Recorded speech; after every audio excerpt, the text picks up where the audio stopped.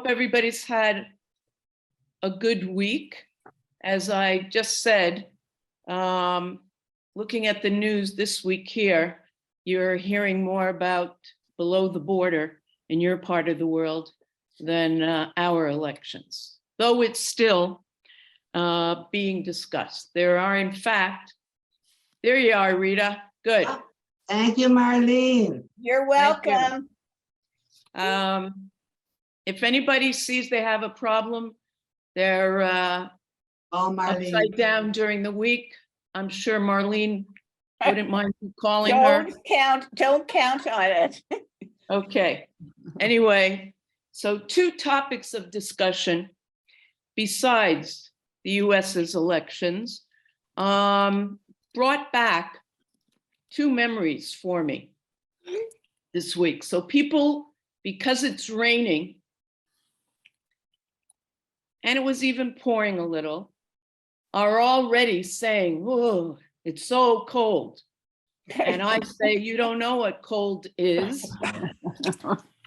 But they're getting in cafes hot chocolate ready because people are going to be coming in.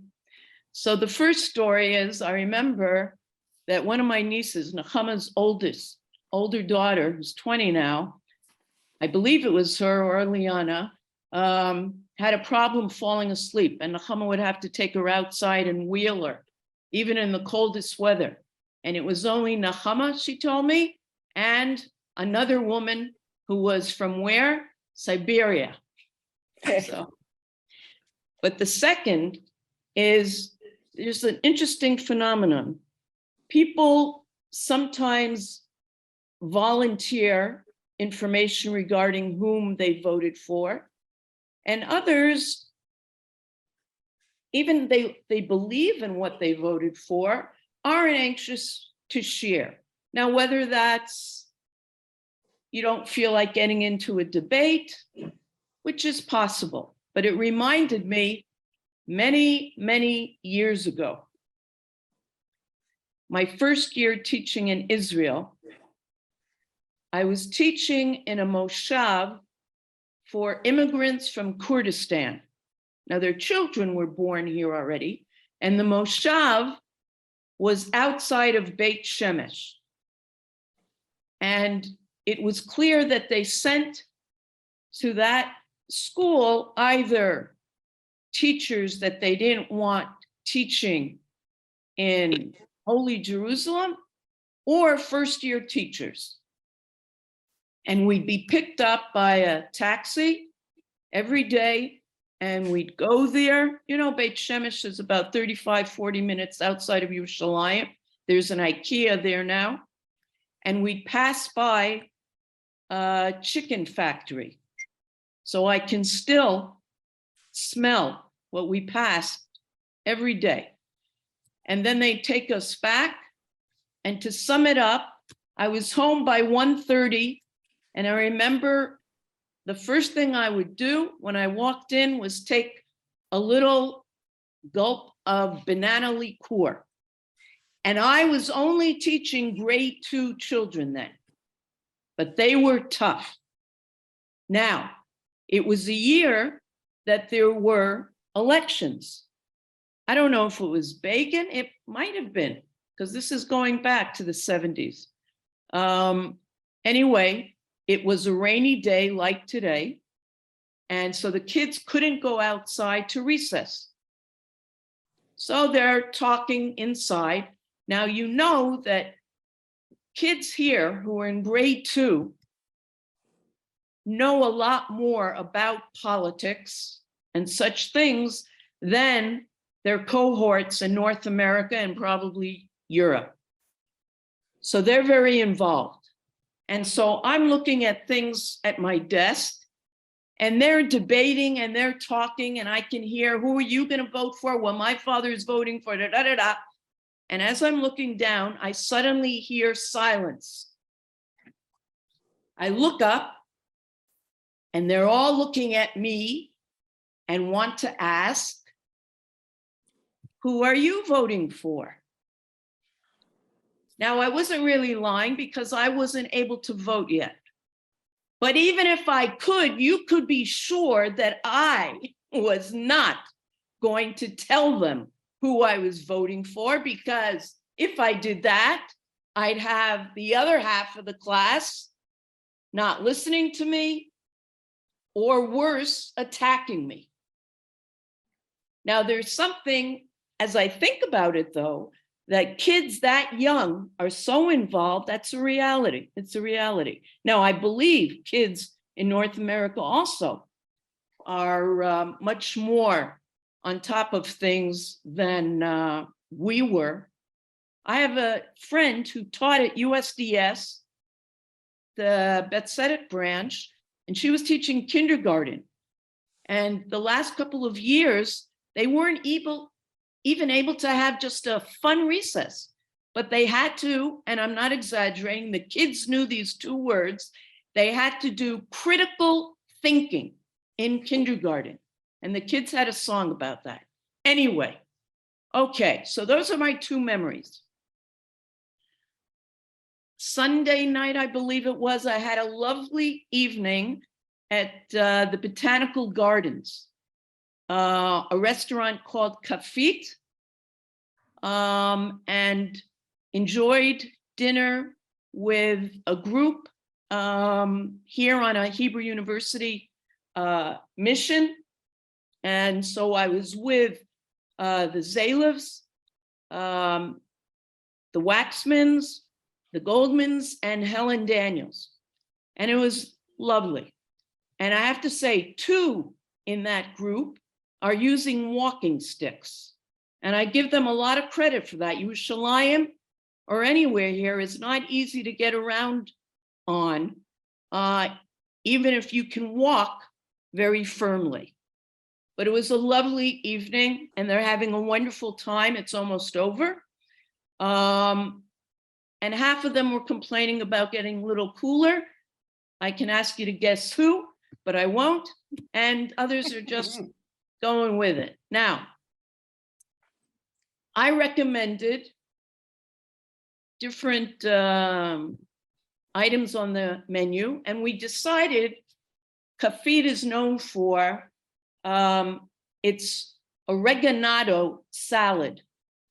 I'm not going to take the time to explain it, but I know that it's huge, and there are three kinds.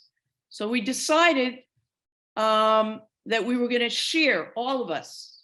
I think we were 8 or 9 people, and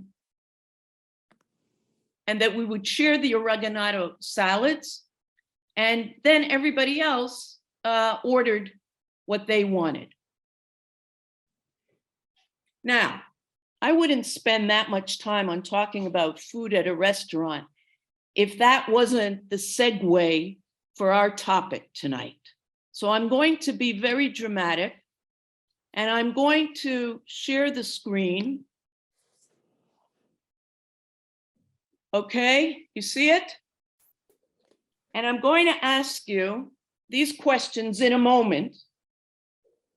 But what else did we share at that table?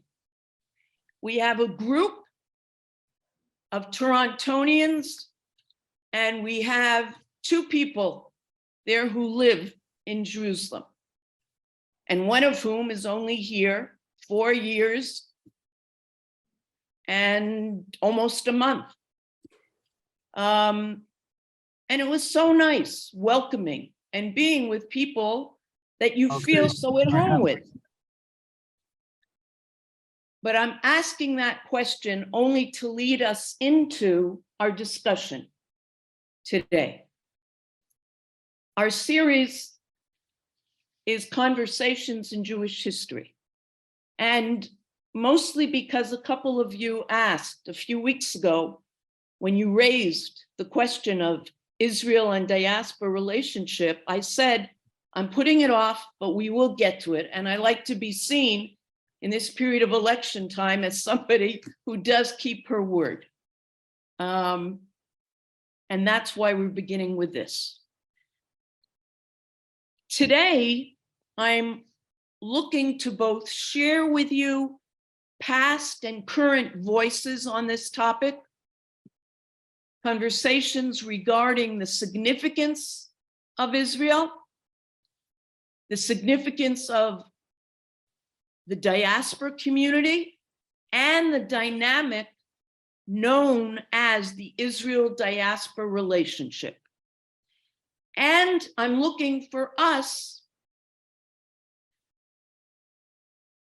to carry on what I'm going to call a genuine conversation. Now, I don't mean that any of our other conversations are not genuine. And I don't think I've ever done what I'm about to do.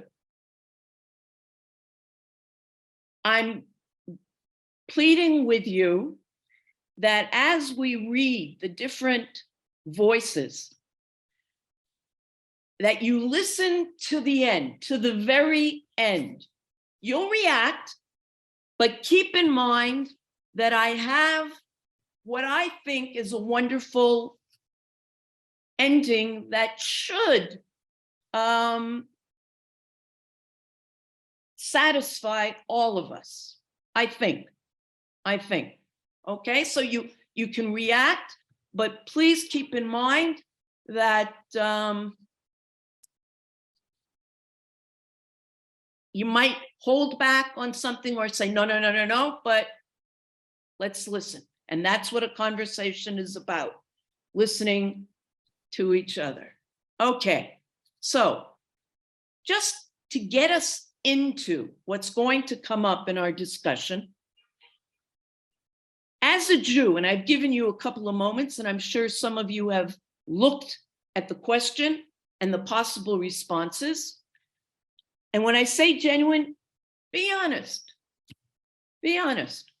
As a Jew, who are you more responsible for? What do you believe?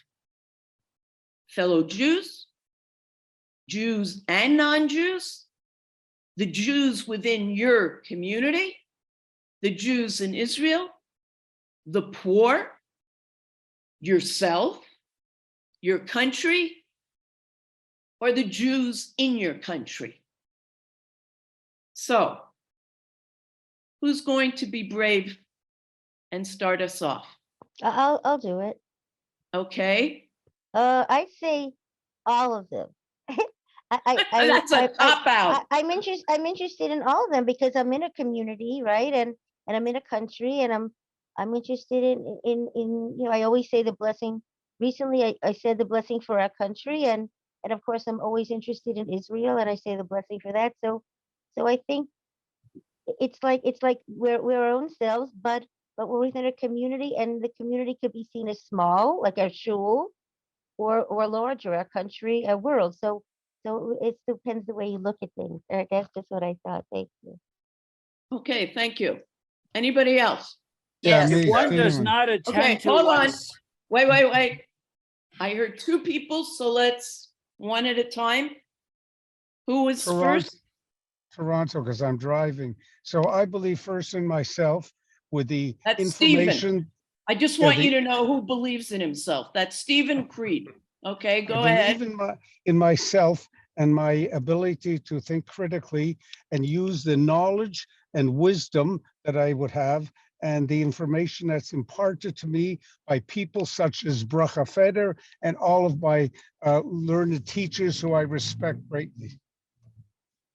Okay, all right. So first to yourself, because that allows you to do A, B, and C. Okay, thank you, Stephen. Somebody else? Yes. I'm going to second what Hello. Stephen just said. Unto thine own self be true, as Shakespeare said. So if one is empowered individually, that would provide that individual with the wherewithal to look after others, physically, mentally, emotionally strong, to look out beyond yourself. Okay, but that's making me remember, what you're meant to do if you're on a flight and something goes wrong. So you might think if you're sitting next to a child that you put the oxygen mask immediately on the child, but no, you're supposed to first put it on yourself or else you won't be able to help. But the whole purpose of you helping yourself first It's to isn't help others. limited to just helping yourself. It's to be able to go beyond. Okay, Yes. somebody else. I heard another voice. Mel, Mel.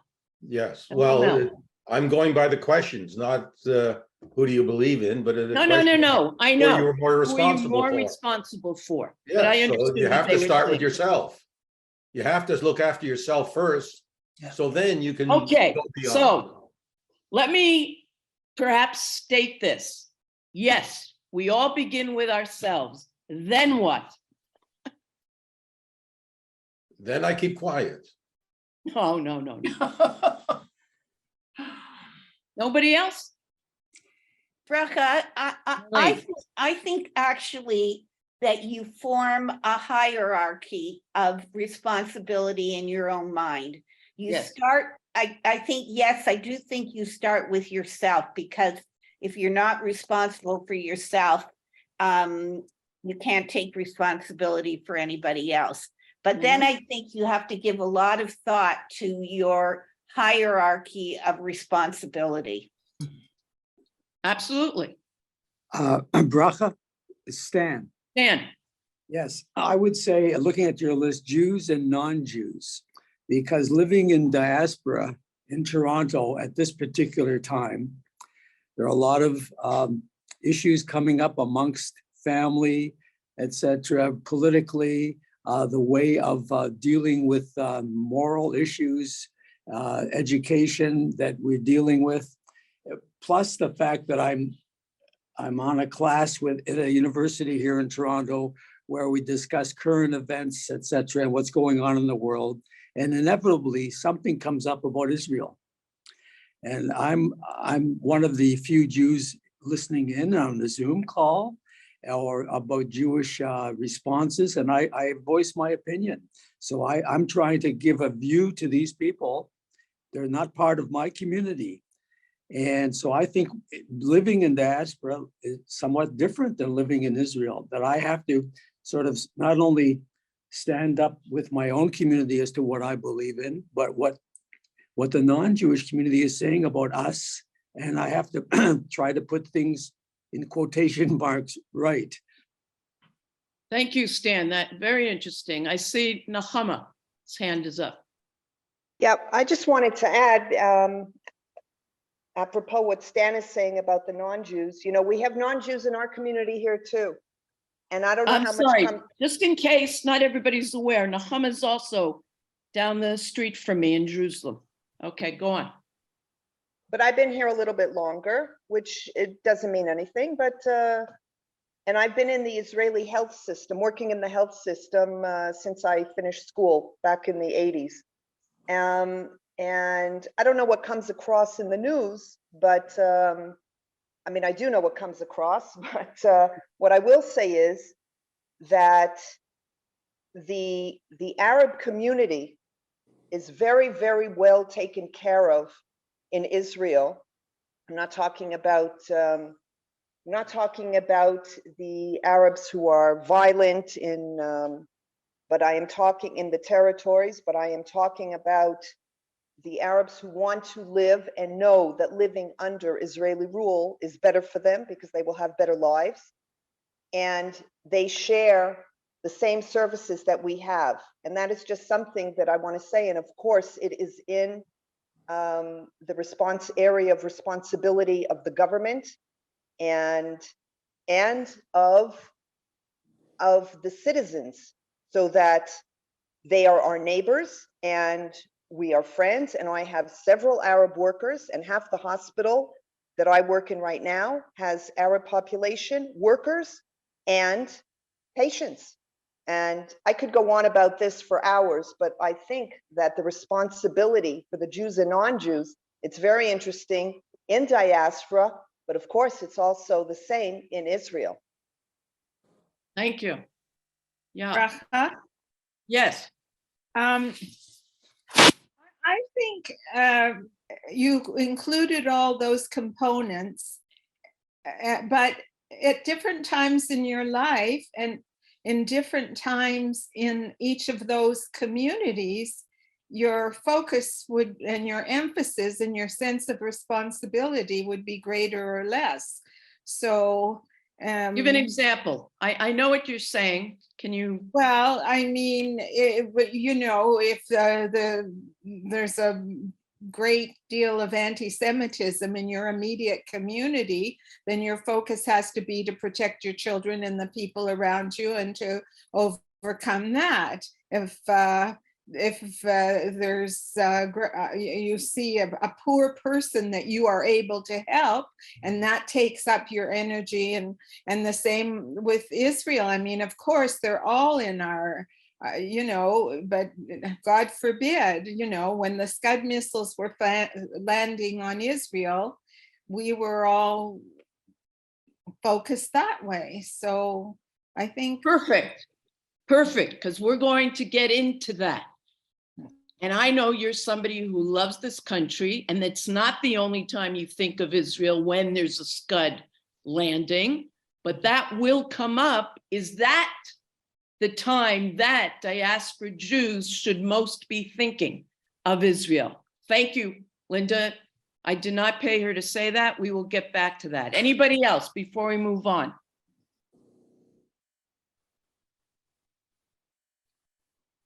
Okay, all right. So let's begin with looking at L'Shana Haba'ah B'Yushalayim, next year in Jerusalem. So we sing this at least twice a year at the Seder and at the end of Yom Kippur.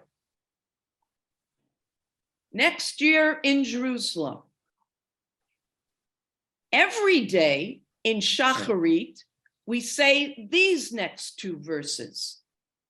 Sound the great shofar for our liberty and raise a banner to gather our exiles and gather us together from the four corners of the earth. That's kibbutz goliot. Blessed are you, God, gatherer of the dispersed of his people Israel. And then also daily shacharit, to Jerusalem, your city, may you return with mercy and dwell in the midst of it as you have spoken, and build it soon and in our day as an eternal structure. The throne of David quickly established. Blessed are you, O Lord, the builder of Yerushalayim. And then Erev Tisha B'Av, we sing by the rivers of Babylon, Al Naharot Bavel. There we sat and wept as we thought of Zion. There on the poplars, we hung up our lyres, for our captors asked us there for songs. How can we sing a song of the Lord on alien soil? If I forget you, O Jerusalem, let my right hand wither, etc., etc. So I want to ask you, from the Haggadah to the Machzor, to the Sidur and Tehillim, when we say these verses or even sing them, what are we expressing? Tell me, because everybody here has said these words. If not Al Naharot Bavel, but for sure, L'Shana Haba'ah B'Yushalayim. What are we expressing by saying that? A Love sense for of Jerusalem. regret due to loss, weeping by the river, perhaps a hope for redemption. Okay, those are the words. But what moves us? What are we really wanting to say when we say next year in Jerusalem? A What do sense we for mean when we say that? Sorry? Continuity. Continuity? What does that mean? Something long-lasting sense of peace and happiness and gratification, togetherness, whatever would go along with that. Ongoing. Okay, Not anybody having want to- I to would say say, something Bracha, different or respond to Elliot? I would say, Bracha, that I think people take it literally. That Brenda. literally you're saying, God willing, next year we will celebrate this in Jerusalem and Jerusalem will be resurrected or available and all Jews should be there. I agree. Who said I agree? Stan, I think exactly what was just stated. Brenda. That it, yeah, that it's saying, God willing, we should be all in Jerusalem next year. That's it. Okay, so when you're gonna sit, I disagree with that. okay, before I speak, go ahead, Marlene. I think that what it expresses is a feeling of solidarity and being a family with all the Jewish people. No matter where we are, we dream of a central place in Jerusalem, and it's to have the feeling of being in Jerusalem, even if we are in diaspora.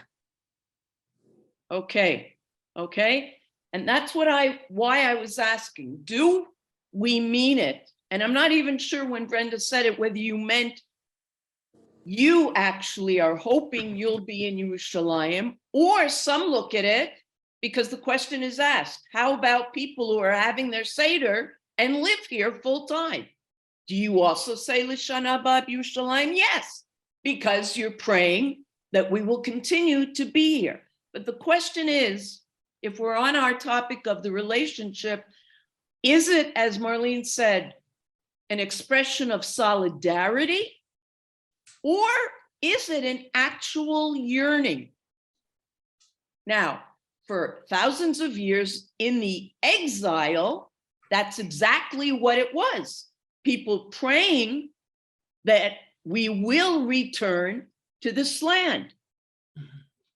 Now, there is a difference between galut, exile, and kibbutz galuyot, and gola, diaspora. So, is there a yearning to really come back?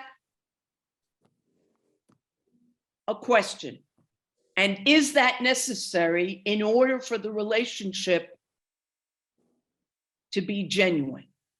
Now, I'd like us to listen to a few voices.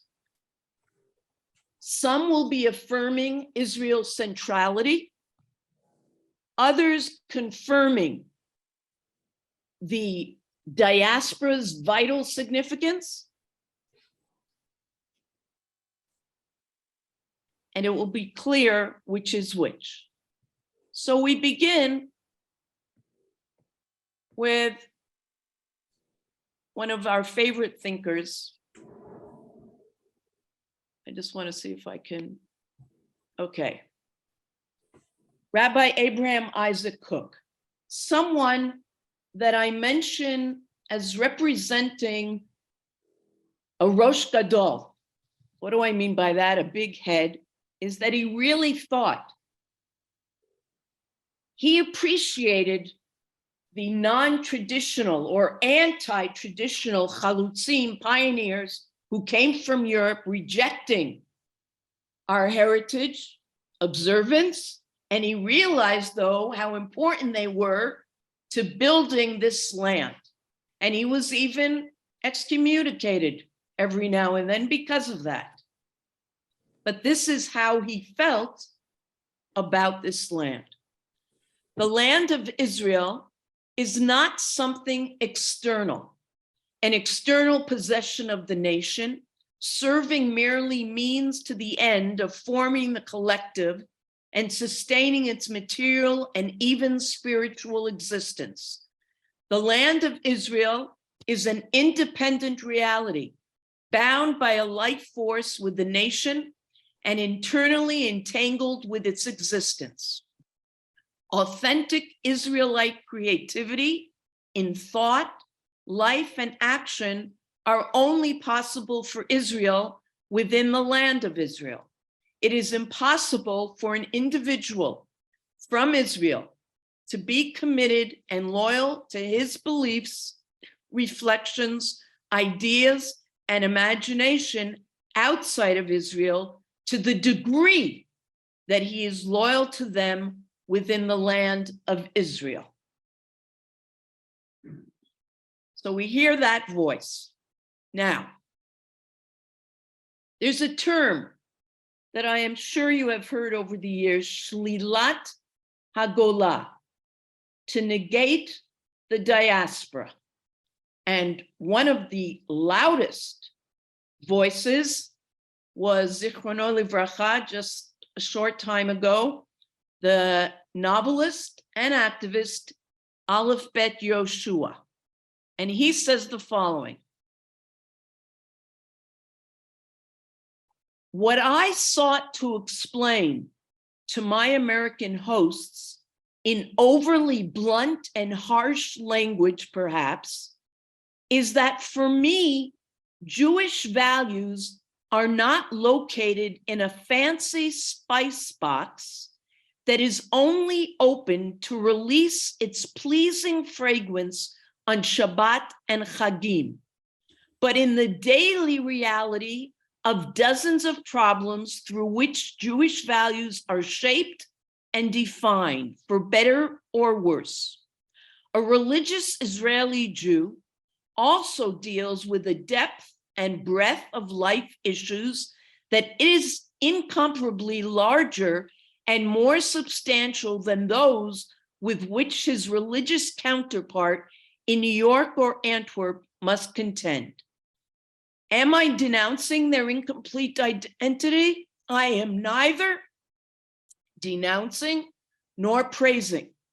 It's just a fact that requires no legitimating from me, just as my identity requires no legitimating from them. But since we see ourselves as belonging to one people, and since the two identities are interconnected and flow into one another, the relation between them must be well clarified. As long as it is clear to all of us that Israeli Jewish identity deals, for better or worse, with the full spectrum of the reality, and that diaspora Jewry deals only with parts of it, then at least the difference between whole and part is acknowledged. An example of what he would mean, by the way, is you don't have a Jewish army there. It's the Canadian army, but here the Jewish army has to face different issues and decide, is it going to be moral, et cetera, et cetera. There are real life issues that have to be dealt with. But the moment that Jews insist that involvement in the study and interpretation of texts or in the organized activity of Jewish institutions are equal to the totality of the social and political and economic reality that we in Israel are contending with, not only does the moral significance of the historic Jewish grappling with a total reality lose its validity, there is also the easy and convenient option of a constant flow from the whole to the partial. So Cook and Yoshua. Now let's listen to an alternative perspective. And some of you might be familiar with the name Yehuda Kurtzer. Marlene, you probably are. He represents the Hartman Institute in North America. And he says the following in reaction to Beth Yoshua. But if Yoshua's argument hinges on the second approach, meaning that living in Israel enables certain possibilities for Judaism that are not possible without sovereignty, then he may actually be right. But he is only half right. The same case can be compellingly made for diaspora. If a Jewish state is a live testing ground for Jewish possibility in real time and in real conditions, diaspora has always been the laboratory environment for the creating and testing of Jewish ideas in so-called pristine conditions. Some have said, You know, Israel has spent so much time on defense, it hasn't been able to develop the educational system that it should. It is no wonder that the synagogue is a diaspora creation, as Jews had to figure out how they could create concentrated community once the public square was no longer theirs to control. Even to the present, though the American Jewish community is far from perfect, there is something achievable in the realm of the private and in the status of minority that enables Jewish possibilities to emerge that entail an actualization of important Jewish ideas. So, Yoshua is right about the possibilities for Jewishness that the state of Israel enables, even working the land and Shemitah. But it is a mystery as to why it must be a quantitative hierarchy, why one has to be better or more complete than the other. Diaspora Zionism should aspirationally mean the ability to see possibilities for Jewishness that emerge from both a sovereign state and a vibrant minority, and further, the ways in which these can be mutually reinforcing.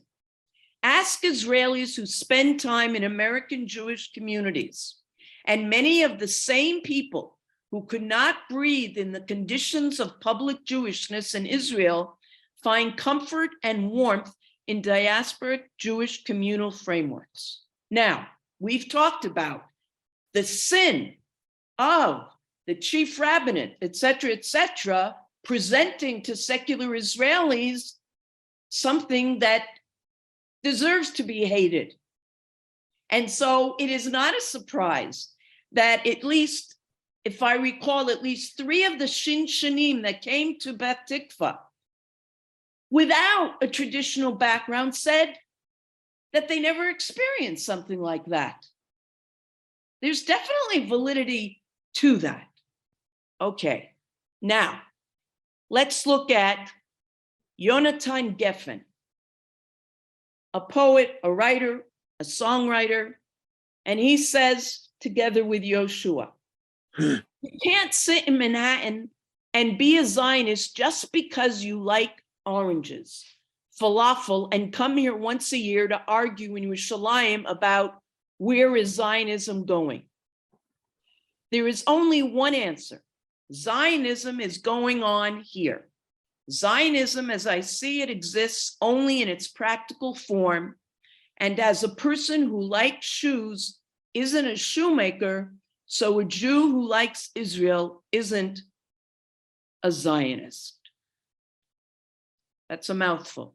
Now, in response to him, another alternative perspective, and this is by Shaul Magid, who is a professor of religion at Dartmouth University. Ironically, in the debates about the negation of the diaspora, both sides, Zionist and anti-Zionist, have shared a premise: exile as a defining category of Jewish existence was over. In the first part of the 20th century, the inferiority, indeed the perils of diaspora life were hotly debated by Zionists, diasporists, and anti-Zionists. They fought vehemently in the American press about Zionism and the future of Jews and Judaism. They argued about the value of diaspora, but they all agreed that with America and Israel, exile was essentially over. Thus, the debates around the negation of the diaspora were between 2 Jewish alternatives, living in what each, for different reasons, determined was a post-exilic era. Zionists and diasporists both rejected, in some fashion, the notion that exile remained an operative category of Jewish existence. The Zionists mostly believed exile had ended and thus immigration to the land was necessary.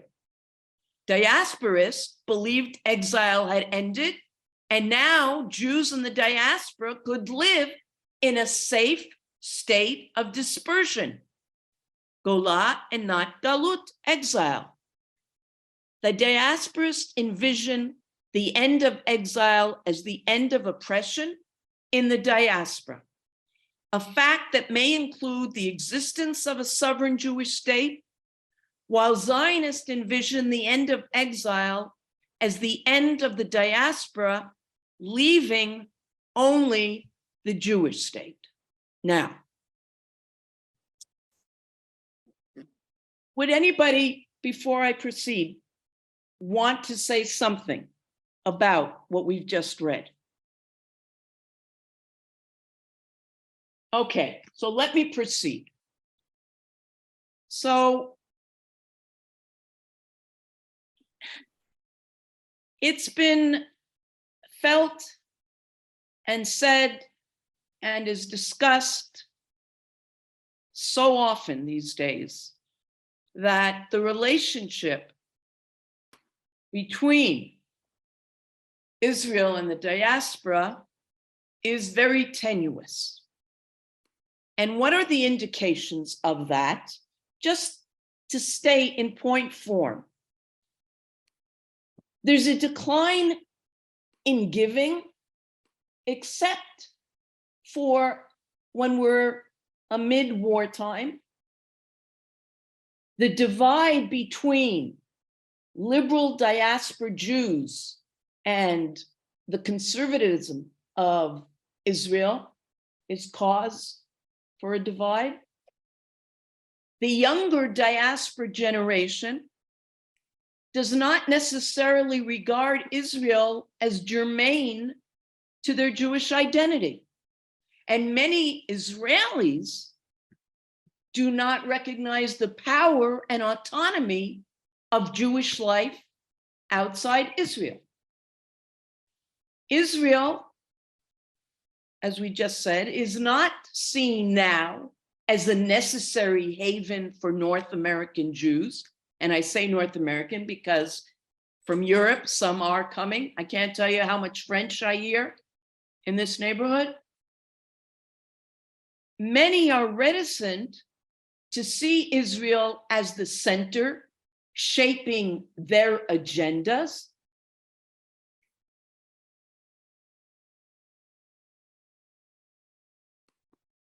And these are basically reasons for the tension. Now, what do you do when you have such a problem? And certainly institutions like the Hartman Institute has been going at it 24 hours a day prior to the elections and immediately after. And Danielle Hartman repeating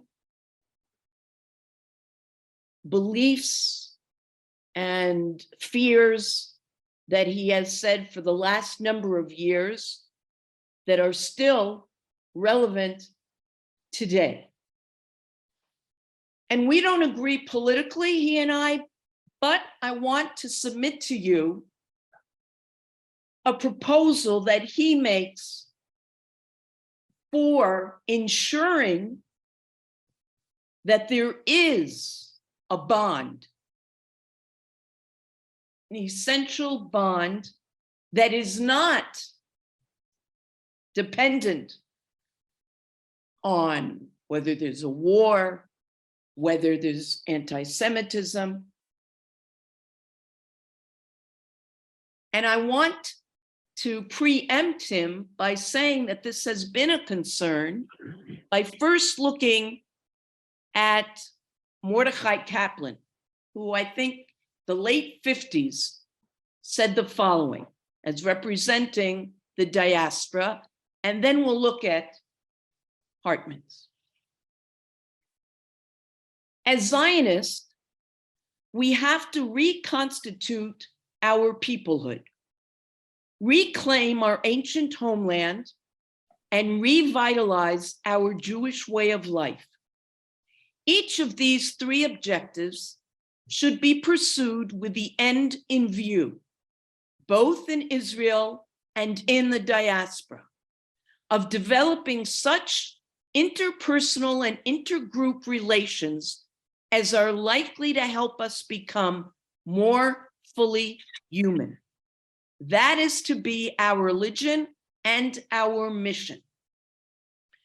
To succeed in reconstituting the Jewish people and reclaiming the land, Zionism, has to foster among the Jews, both of Israel and of the diaspora, a sense of interdependence and a process of interaction.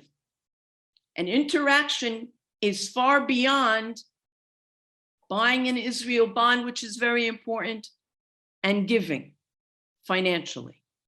And B has to give the individual Jew the feeling that participating in that interdependence and interaction makes him more of a person.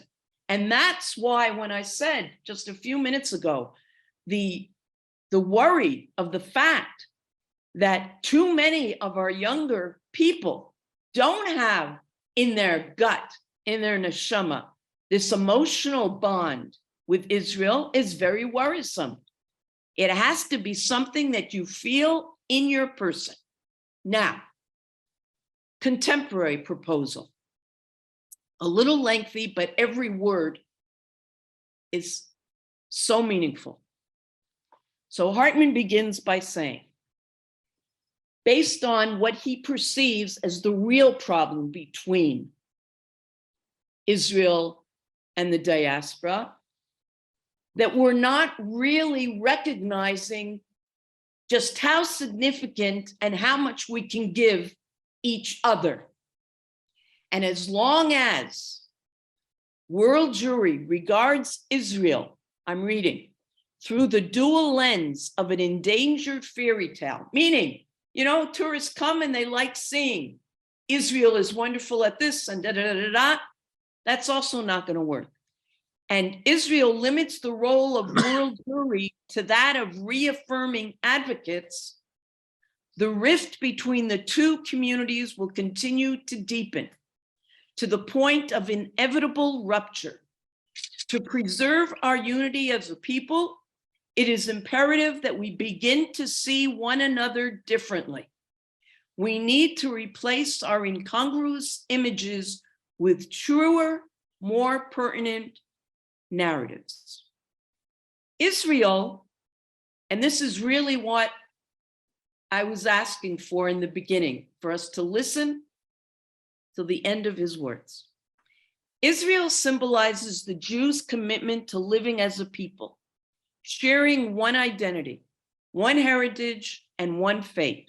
Without it, worldwide Jewish community would be severely impaired.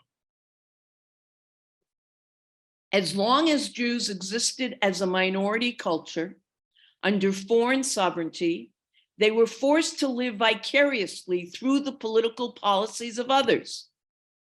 The birth of the State of Israel provided Judaism with an unprecedented opportunity of permeating and actively shaping all aspects of society, whether in areas of political theory or economic policy, religious practice or ethical conduct, human rights or environmental care, hospitals or army bases, classrooms or courthouses. Israel is where Jewish values meet the road. It is where Judaism, for the first time in 2,000 years, is faced with the responsibility of molding a living political reality. We have to agree with that. Israel has rejuvenated the role of culture and language in cultivating Jewish identity.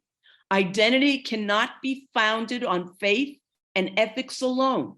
It must rest on the full range of human experience. A cerebral Judaism of religious principles and moral judgments creates a partial human being and an impoverished human life. Judaism can only thrive to the extent that it comprises an array of ideas, values, practices, allowing for a complex well-rounded identity. Israel has brought the physical back into the Jewish narrative. Land and nature, agriculture and warfare, nutrition and the human body have all resumed their rightful place in Israeli Jewish life. I would like to propose that the new Israeli narrative be one of paradigm. Israel must be viewed as the Jewish people's attempt to establish a paradigmatic social reality. Maybe you'll be able to anticipate how he's going to conclude based on what's said earlier. The Jewish state is not simply about bringing Judaism into the general marketplace and building a society like all others, but about creating a society of excellence, of moral greatness, and outstanding merit. World Jewry, Diaspora, also has a vital role to play. Israel is neither a fairy tale nor is it endangered, meaning you can't base your relationship on the fact that you help, because Israel has power and Israel is not poor. It is a place of great dreams that have yet to be realized. Some, yes. We have dried the swamps. We have vanquished our enemies. Under the rules of the new relationship, we must recognize the depth and vitality of the Jewish ideals and values that we have all accumulated and cherish the opportunity afforded to us to learn from each other. We will achieve the status of Israel as paradigm only to the extent that we are willing to listen to the innovative ideas and constructive criticism of all the partners at the table. While the Zionist aspiration was for all Jews to make Aliyah, the reality is that Judaism has benefited immensely from the innovative thought of world Jewry. Living in the midst of a larger Western culture, the Jews of the world have come to assimilate certain sensibilities which Israeli Judaism would do well to emulate. One such sensibility, desperately lacking in Israel today, according to Hartman, is religious pluralism, issues of democracy, human rights, and gender equality. All staples of world Jewry's ideology would also prove to be extremely advantageous to Israeli Judaism. At the same time, Israelis and world Jews cannot lose sight of the disparate realities in which they each live. We can learn a lot from each other.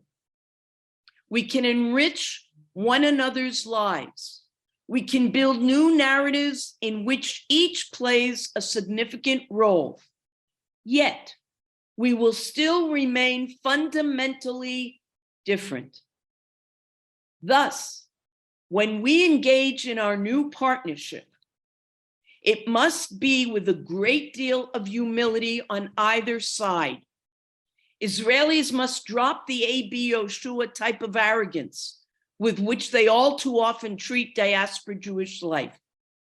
It is not Israel's job to speak of the superiority or their Jewish life and the deficiency of world Jewries, nor is their job to induce them to make Aliyah unless, of course, they so desire.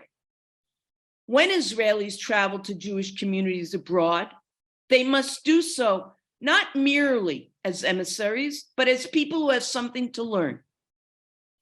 Similarly, world Jews must realize that as long as they do not live in Israel, they can never be full and equal partners. While their participation and criticism is invaluable, it is only those who live in Israel, whose children serve in the army, who ultimately have the right to vote, and determine the country's direction. World Jewry can influence, educate, and contribute, but the final decision in matters of policy must always belong to the Israelis. The process of becoming one people with a collective identity and common sense of peoplehood will begin when each community learns to see the other as the other sees itself. It will continue and thrive when mutual perception turns into mutual respect. And it will culminate when the unique beauty and distinctive sensibilities of each community are forged into a coherent, meaningful whole, a shared vision of who we are and of where we want to go together.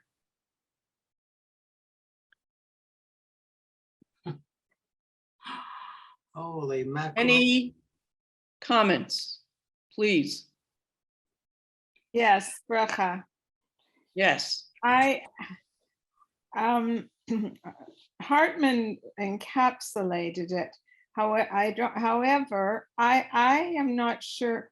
I think it's still a hierarchical relationship in the sense that Israel is like the grandfather. Israel is the ultimate goal. That's the biggest mitzvah, to go on Aliyah. Now, realistically speaking, most people in the diaspora can't or won't go on Aliyah. So we need to have equal partnerships. But I still think that the goal is for Jews to do that. And so it's the stronger pull. And I think that Israel, if the government of Israel would smarten up, they could make Israel more like diaspora in terms of democracy and fairness and recognition, you know, all the denominations of Judaism and so on. Okay, yeah, thank you. So, Bracha, go ahead. having done some courses with the Hartman, Yes. and I listened to many of their podcasts. They believe in a true partnership between Israel and diaspora, and are striving very, very hard to make that happen, as well as believing in pluralism within Israel, actually modeled much on what they see in North America. I listened to the results, the early results of the election with Danielle Hartman and Yossi Klein Halevi, and it was like being at a wake, because they felt that the results of the election were going to actually make it more difficult for them to form that partnership with North American Jewry, because there were many things that would go against the grain for us. And at the same time, it very interestingly, because it had actually come on board beforehand, is they are now doing a series with Rabbi Lauren Birkin on why Israel, asking the questions of why is Israel still, and why is it important, and why it should remain important to us living in a diaspora community. So, I mean, I think there are a lot of problems, but I agree fully that we have to work hand in hand. And I also agree that we really, living in diaspora, do not have a say in the direction that Israel takes. That's up to the people who are living there. But I think that we can definitely learn a lot from each other. Thank you. Bracha, Dan, listening to what you just read from Hartman, I think encapsulates a lot of excellent theories about and actualities that should be happening.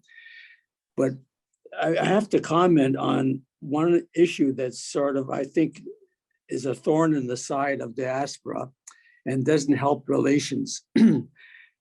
Based upon your recent election in Israel, you have an Israeli journalist who expresses their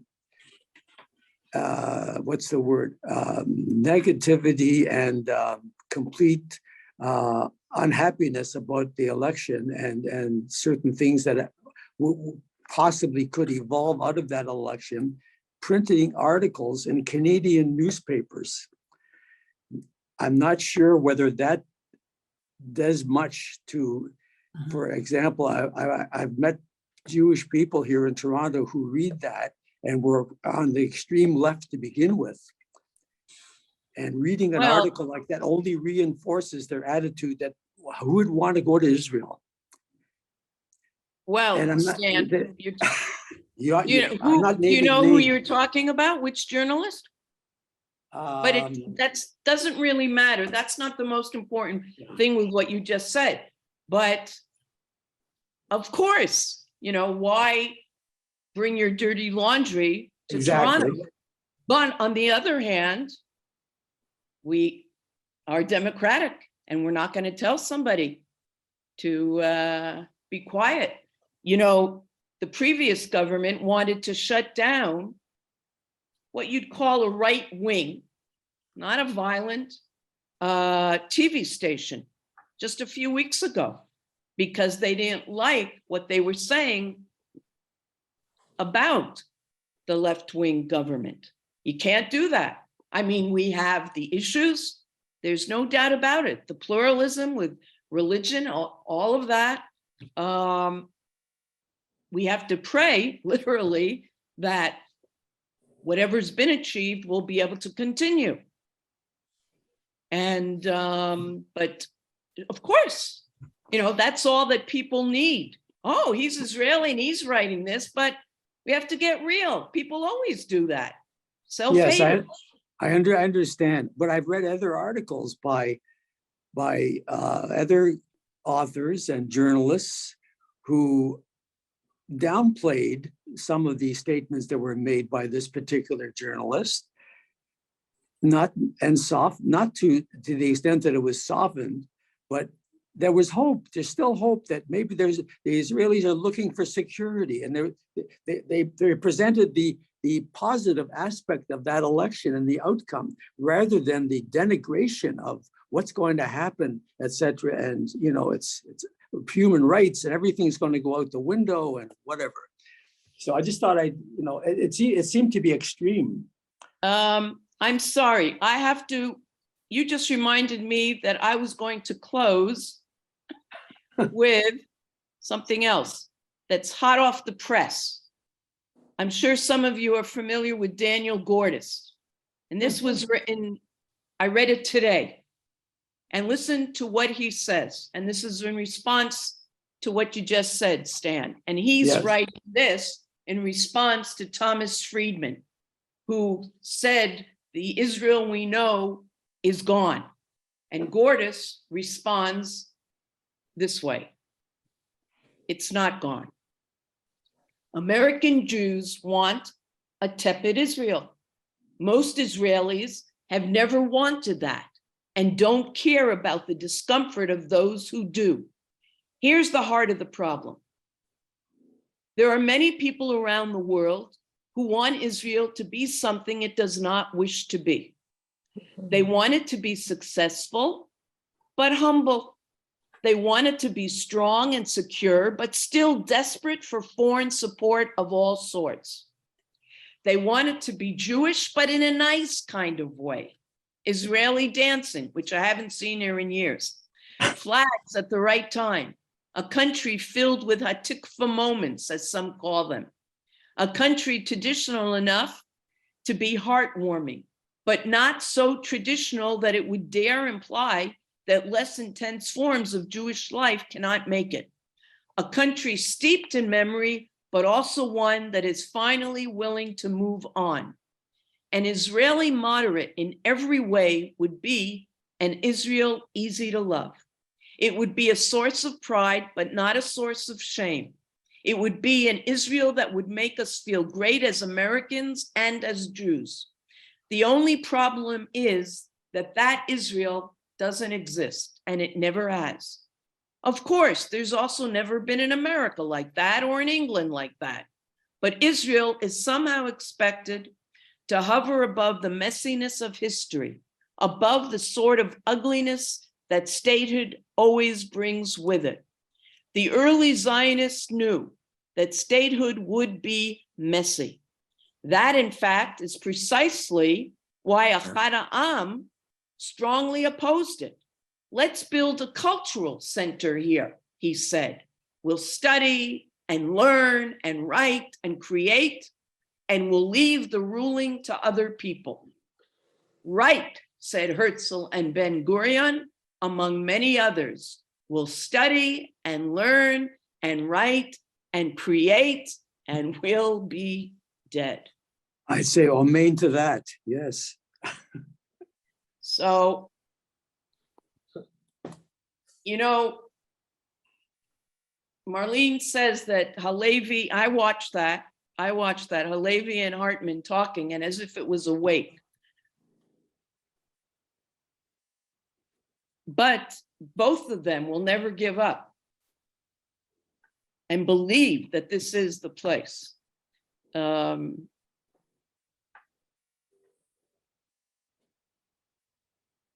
know what? It's an experiment. It's an experiment. It's really, you know, that there are people who say because Israel is not always an Or LaGoyim, then it's not to be admired or lived in, but that's what life is all about. You have to get your hands dirty, and there are going to be individuals who are going to make mistakes, but that doesn't mean overall Israel. But my reason for encouraging you to listen to the end is because, as I say this, I found it very depressing to listen to the two of them and their concern for, to be honest, liberal Jews outside of Israel. On the other hand, I genuinely love Hartman's proposal of how we have to do this, because otherwise we will lose each other.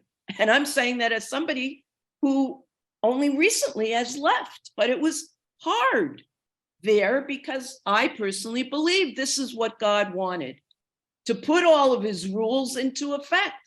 And you can't do Shemitah on Bayview Avenue. Maybe you can at Shepherd and Bathurst. Oh, you've given up on that. All right. Okay.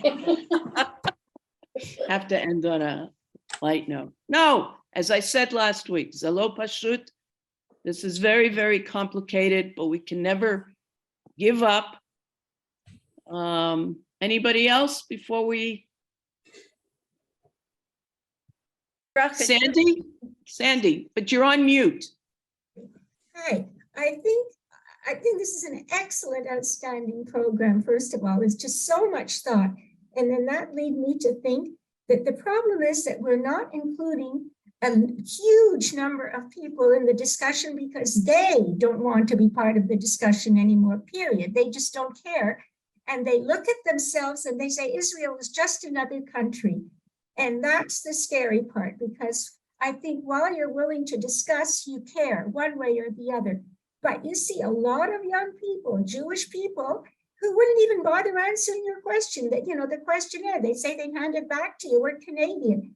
And there's other people that look, if they're going to travel, like you wanted to go to Israel. Israel, that's the first place. But they don't care. Israel could be just as part as as interesting as Turkey or whatever. And that, to me, that is not even one of the questions that come in the questionnaire. The questionnaire would be just handed back to you by so many people, and they might still consider themselves Jewish, but it's like the little fingernail. It's like buying bagels. And It's like part of, it could be a humorous identity. It could, but it really is, in the scheme of things, not looking good. And if it goes again to, there's so much more that we didn't even discuss, what you brought up about the idea that moving back into the Bathurst Street corridor. That's because the Jewish kid, the younger people, are not maintaining Judaism, never mind Israel. They're looking at it, they can buy bagels, but they don't care about Israel. They can, and to me, that is, well, this is very interesting, and what we were talking about, and it's troublesome to all of us because we're all so involved, but this is huge. The big problem is those who are not here anywhere, part of the discussion. Yes, for sure. Thank you, Sandy. It's sad, but yet Yes. it's hopeful when we listen and we're getting together like this. Just, it's, Yes, thank you. Anyone else? Okay. So, sorry, that's remember, pressing. no. It's a genuine concern. I'll summarize. I agree Rita. with you. I agree with you, and I agree with her. Everybody here is Jewish, is a Zionist, and feels very strongly. And I agree with Sandy because of the others. So it, by the way, it was an amazing lecture. And I also heard Rabbi Hartman and Yossi Klein Halevi. I've read all his books. They were so demoralized, but they said they're just going to go on because They life will. goes on, right? We have to respect Israel, and Israel has to respect us. And there's dirty laundry everywhere. So that's reality. It was a great lecture, Bracha. Love it. Okay.